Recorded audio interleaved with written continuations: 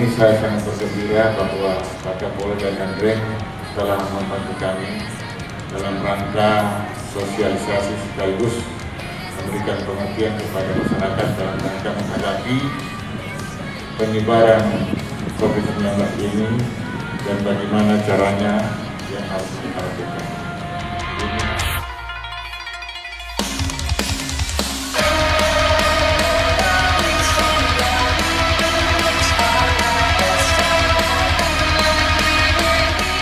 Tidak ada kata-kata marah-marah. Ya, kita lebih berempati dalam keadaan masyarakat. Bahasa yang sejuk, bahasa yang menyentuh hati, ya, humanis dan berempati. Nah, manakala saudara-saudara sekalian melakukan himbauan, melakukan sosialisasi, edukasi, manakala masih ada sebagian masyarakat yang belum taat, diberitahu. Nah, sekarang di depan kita sudah diberikan yang nggak pakai masker, pakailah masker.